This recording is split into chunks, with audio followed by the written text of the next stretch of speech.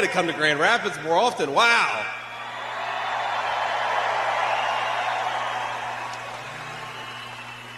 Thank you all so much. It is wonderful to be here with you all, and I've got to say that this is just an incredible crowd, an incredible turnout. I find it hard to believe. I find it hard to believe that a week ago an assassin tried to take Donald Trump's life, and now we've got a hell of a crowd in Michigan to welcome him back on the campaign trail.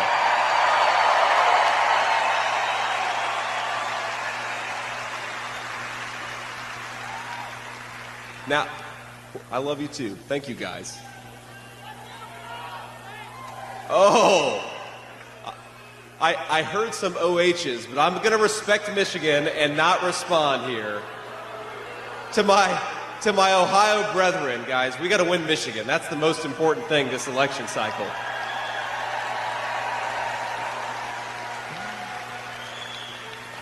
Now, I've had such an incredible, blessed week. What a cool thing it was to be asked by President Trump to serve as his running mate and to get out there on the campaign trail. But there's some bad news, actually.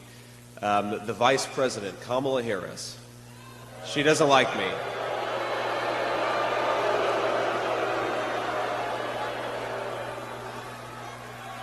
Kamala Harris said something to the effect that I have no loyalty to this country.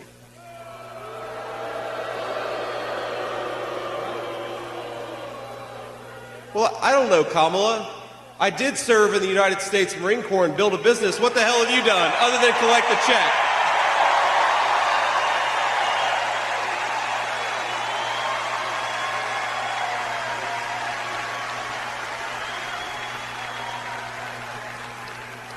What?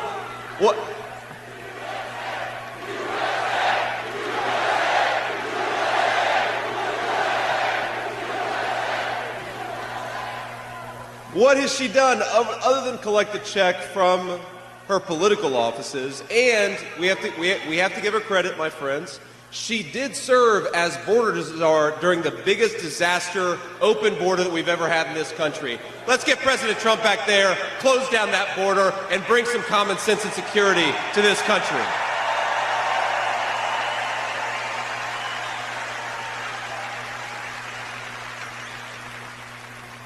Now, I don't know if you all watched the RNC convention, but some of you may not know me. We had a good time. We had a good time. But some of you may not know me, and so I just thought I'd introduce myself a little bit to those who haven't. I am just blessed and so grateful to be up here. I was born and raised in Southern Ohio. I was born to a working class family, and my grandmother raised me. I called her Mamaw, and Mamaw raised me because my own mom struggled with addiction for a big chunk of my early life. I love Mamaw. Now, she was a tough old bird.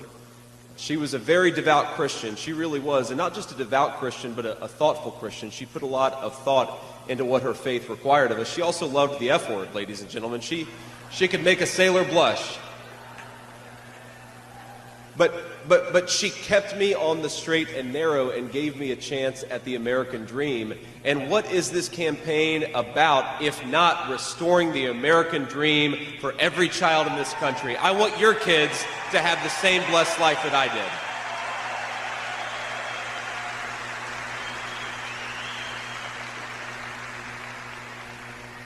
did. And a big belief that I've had for a very long time is that politics, I hate to say it, on both sides, both parties were broken in very profound ways. Both parties, if you remember, signed up for shipping millions of good manufacturing jobs off to Mexico and China until President Trump came along and said, we got to make more of our own stuff, we got to make it with our own workers' hands, and we're going to do it for our own people right here in the United States of America, right here in Michigan.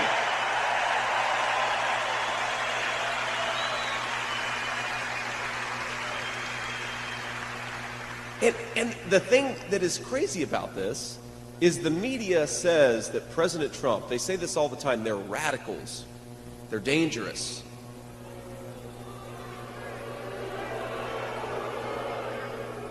I'm glad you all feel the same way about the media as I do. But what is radical about making more of our own stuff in Michigan, in Ohio, in Pennsylvania? Nothing. What is radical about telling the drug cartels and the violent gangs across the world, you're not welcome in this country?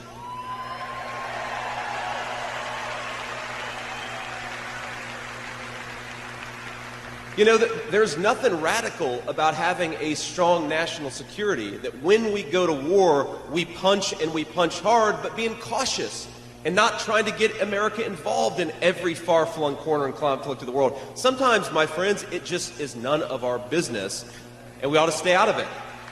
That's not radical, it's common sense.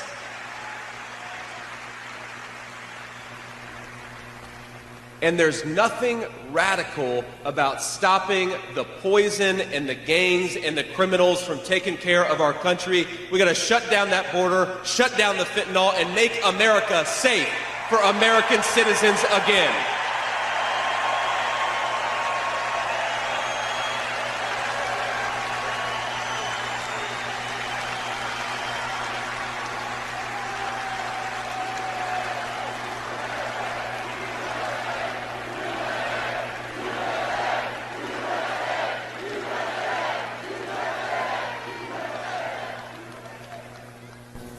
I gotta be honest, it's still a little bit weird to see my name on those signs. We love you too, thank you. Such an honor, such an incredible honor. You think about how I grew up, and you think about, nobody in my immediate family had ever gone to college, and here I am, getting to represent this ticket in the great state of Michigan, getting an opportunity to earn your vote as the next Vice President of the United States. What a great country this is. Man, I can't get over it.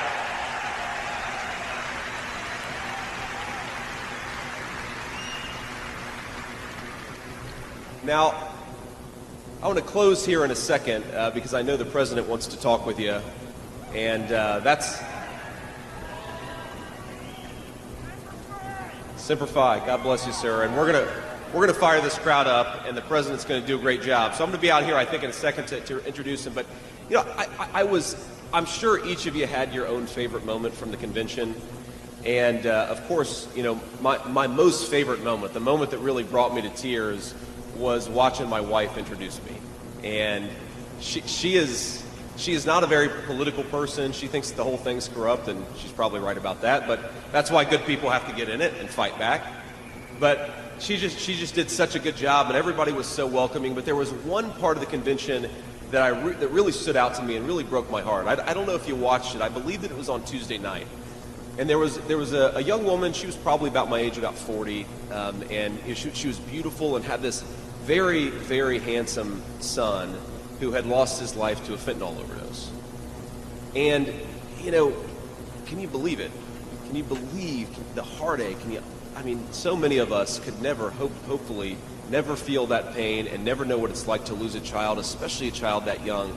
But I watched her words, and they were so profound and powerful. And if you haven't seen it, you didn't get a chance to watch it, I'd encourage you to go and watch it, because what she said was really incredible.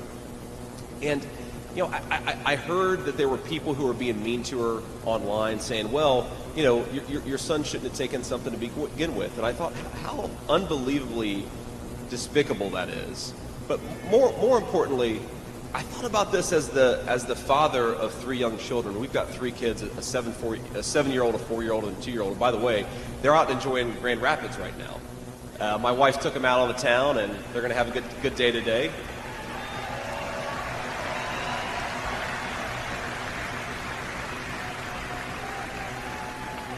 But if you have kids, whatever their ages, kids make mistakes. They just do.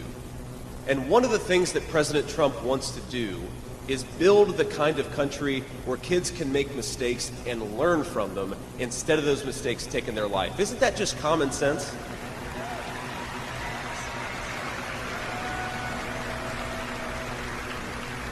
President Trump wants to make our streets safe enough that your kids can make a mistake without it ruining their life. He wants to make our economy strong enough so that you can maybe start a business or start another job, where doing and getting a second chance is not something that only happens to the lucky or to the privileged few, but happens to everybody who works hard and plays by the rules.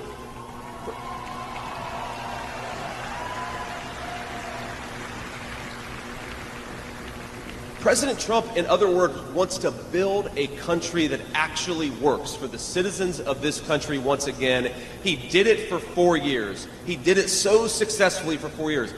We've never, think about this, my friends, we have never had an election where you have 4 years of one guy and 4 years of the other guy. And who could possibly reject the idea that 4 years of President Trump has been a hell of a lot better than 4 years of Joe Biden, right?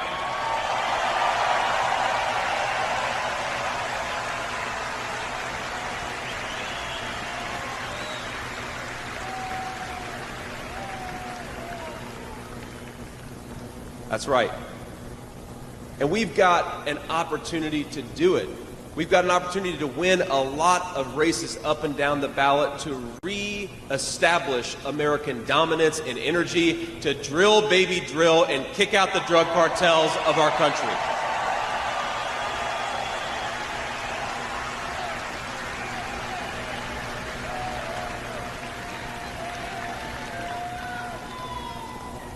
Man, what are they putting the water in Grand Rapids here? You guys are a lot of fun.